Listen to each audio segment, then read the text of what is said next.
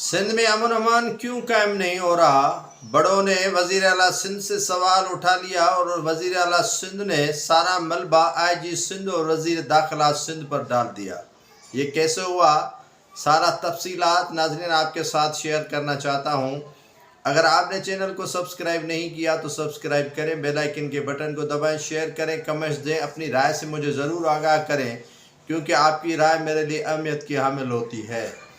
हुआ यूं कि वज़ीर आला सिंध ने जब इजलास बुलाया तो इजलास में काफ़ी मामलात उठाए गए, क्योंकि जब भी इजलास होता है तो मुक़्तदर हल्के और मुख्तलिफ एजेंसीज़ जो पाकिस्तान की हैं वो वज़ीर आला हाउस का रुख करती हैं और वहाँ बैठकर सारा मामलात मॉनिटर करती हैं। तो वज़ीर आला सिंध से पूछा गया कि सिंध के चंद अजला में काफ़ी अरसे से ऑपरेशन चल रहा है, जिसमें घोटकी हुआ, कश्मोर कंदकोट हुआ, शिकारपुर हुआ और जैकाबाद ठुल हो गया, कंबर शहदाद कोट हो गया। वहाँ अमन अमान की सूरत हाल बेहतर क्यों नहीं हो रही है? इतने अखराजात हो रहे हैं और पुलिस जो है वो टस से मस नहीं हो रही और डाकू इतने पावरफुल कैसे हो गए?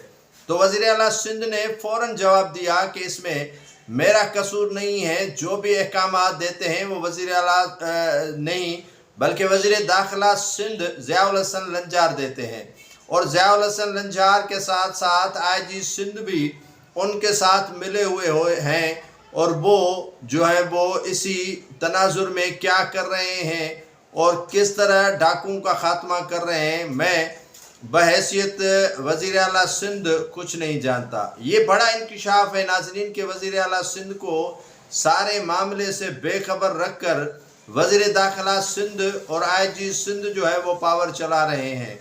जब उनसे पूछा गया कि वहाँ घोटकी, कश्मोर कंदकोट, शिकारपुर, जैकाबाद, ठुल और उसके साथ साथ जो मुलेका इलाके हैं वहाँ पर किस सरदार की इजारादारी है और कौन कौन से सरदार जो हैं वो डाकुओं के साथ मिले हुए हैं, उनकी लिस्टें फराम की जाए। अब ये शामत और क़यामत उनके लिए बर्पा होने जा रही है जो डाकुओं की पुष्ट पनाही कर रहे हैं।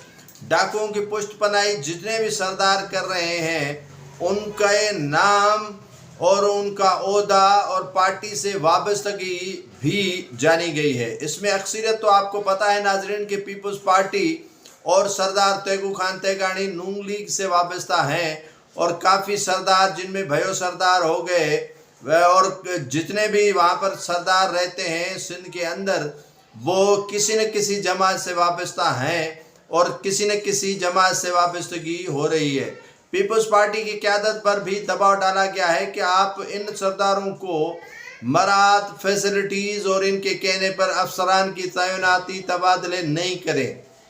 उसके बाद सरदारों की एक भी वहाँ पर नहीं सुनी गई है। घोटकी का मिसाल ले लें तो वहाँ पर एसएसपी किसी और इदारे की जानिब से लगाया गया है, लेकिन सिंध हुकूमत उससे नावाकिफ़ और लाइल्म है।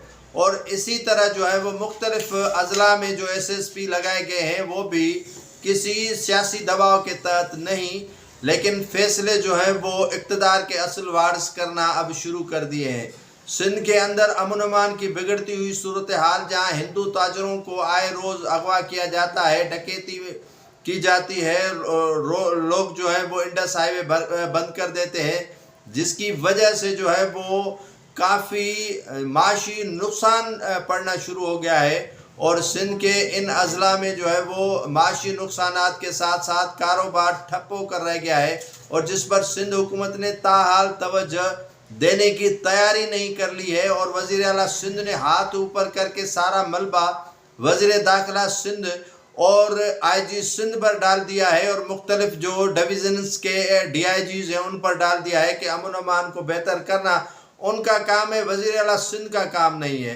और ये भी कहा गया है कि कितनी कितनी जो सरकारी अराजी है जंगलात की, कच्चे की, वो किन किन सरदारों के हाथ में है वो भी हमें तफसीलात फराम करके दी जाए, क्योंकि नाज़रीन इंटेलिजेंस बेसिस पर जो है वो काफ़ी तफसीलात जो है वो इन सरदारों को मुहैया कर दी गई है कि आप जो है वो डाकुओं के साथ मरासिम रखें और मरासिम जो है वो डाकुओं के साथ इन सरदारों की हैं।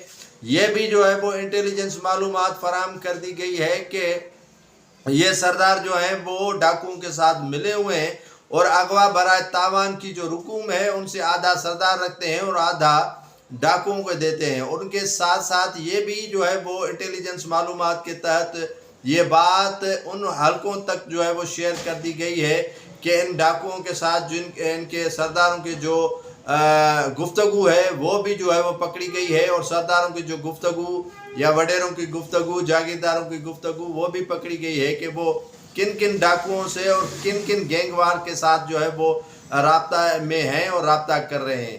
یہ صورتحال اب سندھ حکومت سے جو ہے وہ نکل چکی ہے. صوبائی حکومت جو ہے وہ جان چھڑانا چاہتی ہے کہ ہم خرچہ بھی دیں، پیسے بھی خرچ کریں، بجٹ بھی مختص کریں، لیکن ڈاکوؤں کا خاتمہ نہ ہونے کے برابر ہے. آئے روز جو ہے وہ لوگ اغوا کیے جاتے ہیں. تو ہم چاہ رہے ہیں کہ کوئی اور ادارہ آئے، ان کے جو ہے سپرد سارا معاملہ کیا جائے تاکہ وہ اس معاملے کو دیکھے اور یہاں سندھ سے جو ڈاکو کلچر ہے اس کا خاتمہ کیا جائے. تو بڑی آپریشن کی تیاری پولیس کے ذریعے نہیں بلکہ پاک افواج کے ذریعے جیسے 92 میں کی گئی تھی اب دوبارہ کرنے کی تیاری بھی ہو رہی ہے. سرداروں کی لسٹیں بھی تیار ہو رہی ہیں.